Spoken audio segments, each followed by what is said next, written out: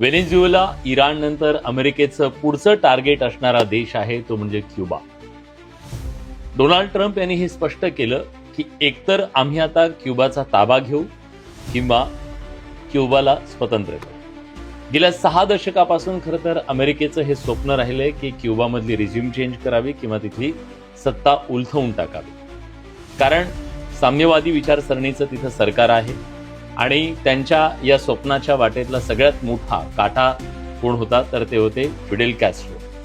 6 दशकं ते अमेरिकेशी लढले पण कधी कणभर सुद्धा ते झुकले नाही. आणि त्या फिडेल कॅस्ट्रो यांना संपवण्यासाठी असं म्हटलं जातं की सीआयएनं 600 पेक्षा अमेरिकेच्या गुप्तचर संस्थेनं 600 पेक्षा जास्त वेळा त्यांची हत्या करण्याचा प्रयत्न केला, त्यांना संपवण्याचा प्रयत्न केला, पण एकदा सुद्धा त्यांना ते यश आलेलं नाही.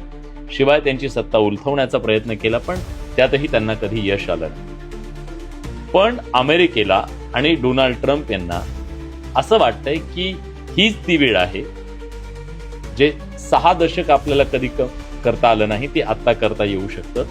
त्याची 2 प्रमुख कारणं आहेत. एक महत्वाचं कारण आहे ती म्हणजे सध्याची क्युबाची परिस्थिती आणि दुसरं महत्वाचं कारण आहे क्युबाची राजकीय परिस्थिती. म्हणजे फिडेल कॅस्ट्रोच्या नंतर तिथं आता जी राजकीय परिस्थिती निर्माण झालेली आहे ती.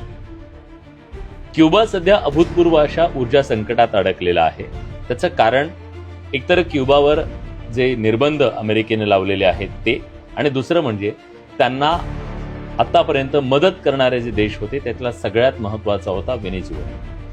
व्हेनेझुएलामधून त्यांना तेल यायचं आणि त्या बळावरती मग त्यांच्या देशातली ऊर्जा निर्माण केली जायची. पण सध्या व्हेनेझुएलाचा ताबा अमेरिकेने घेतलेला आहे. मादुरोंना त्यांनी उचलून नेलेला आहे. त्यामुळे व्हेनेझुएलामधून येणारं तेल हे क्युबाला बंद झालं, रसद पूर्णपणे तोडली गेली. त्यामुळे क्युबात सध्या अभूतपूर्व असं संकट निर्माण झालंय की पूर्ण देश काळोखात बुडालाय.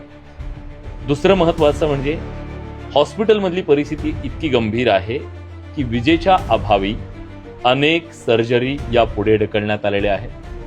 शाळा बंद आहेत. रस्त्यावरती कचऱ्याचे ढीग पसरलेले आहेत कारण ते जे ट्रान्सपोर्ट आहे ते करता येत नाहीये. जे लोकल ट्रान्सपोर्ट असतं ते सुद्धा पूर्णपणे ठप्प आहे. त्यामुळे एक अभूतपूर्व परिस्थिती क्युबामध्ये निर्माण झालेली आहे. या परिस्थितीचा आपण फायदा घ्यावा. लोकांचा रोष निर्माण होऊन कदाचित तिथं उद्रेक होईल आणि सत्ता उलथवली जाईल. हा एक अमेरिकेचा हेतू आहे.